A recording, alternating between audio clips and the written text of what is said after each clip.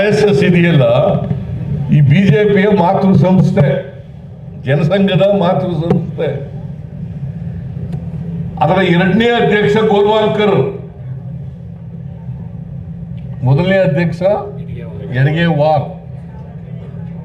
1925ನೇ ಇಸ್ವಿನಲ್ಲಿ RSS ಪ್ರಾರಂಭ ಆಯಿತು. ಸಂವಿಧಾನ ಅಂಗೀಕೃತ ಆದದ್ದು 1949 ನವೆಂಬರ್ 26ನೇ ತಾರೀಕು. ಆಮೇಲೆ ಈ ಗೋಲ್ವಾಲ್ಕರ್ 1940ನೇ ಇಸ್ವಿಯವರೆಗೆ ಎಡಗೇವಾರ್ ಇರ್ತಾನೆ, RSS ನ ಎಡಗೇವಾರ್. ಆಮೇಲೆ ಗೋಲ್ವಾಲ್ಕರ್ ಬರ್ತಾನೆ, ಗುರೂಜಿ ಅಂತ ಕರಿತೀವಿ ಅಲ್ಲ, ಗುರೂಜಿ ಅಂತ ಕರಿತೀವಿ. ಎಂತವನ ಸರಸಂಘ ಚಾಲಕನ ಅಧ್ಯಕ್ಷ ಅಂತ ಕರೆಯೋಣ, ಯಾಕೆ ಸರಸಂಘ ಸಂಚಾಲಕ ಅಂತ ಯಾಕೆ ಕರಿಬೇಕು ನಾವು? RSS ಅವ್ರು ಇಟ್ಕೊಂಡ್ರೆ ಇಟ್ಕೊಳ್ಳಿ, ನಾವು ಕರೆಯೋಣ.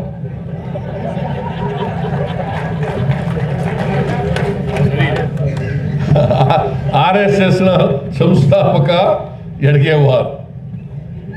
ಆಮೇಲೆ 2ನೇ ಅಧ್ಯಕ್ಷ ಗೋಲ್ವಾಲ್ಕರ್. ಇವನು ಬಹಳ ವರ್ಷ ಇರ್ತಾನೆ, 73ನೇ ಇಸ್ವಿಯಲ್ಲ, 73ವರೆಗೂ ಇರ್ತಾನೆ. 73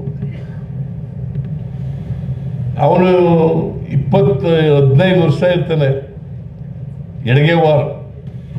ನೀವು ನೋಡಿ, ಇವರು ಯಾವತ್ತಾದ್ರೂ ಇಷ್ಟು ವರ್ಷ ಅಧಿಕಾರದಲ್ಲಿ ಇದ್ರಲ್ಲ, 1942ವರೆಗೆ ಸ್ವಾತಂತ್ರ್ಯ ಹೋರಾಟ ಮಹಾತ್ಮ ಗಾಂಧೀಜಿ ನೇತೃತ್ವದಲ್ಲಿ ತೀವ್ರ ಆಯ್ತಲ್ಲ, ಯಾವತ್ತಾದ್ರೂ ಯಾರಾದರೂ ಭಾಗವಹಿಸಿದಾರ? ನೋಡ್ರಿ, ಹೇಳಿ ನೋಡಿ. ಯಾರಾದ್ರೂ ಸಾವರ್ಕರ್ ಆಗಲಿ, ಯಾರಾದ್ರೂ ದೇಶದ ಸ್ವಾತಂತ್ರ್ಯ ಹೋರಾಟದಲ್ಲಿ ಭಾಗವಹಿಸಿ ಪ್ರಾಣ ಕಳ್ಕೊಂಡವ್ರು ಇದ್ದಾರ?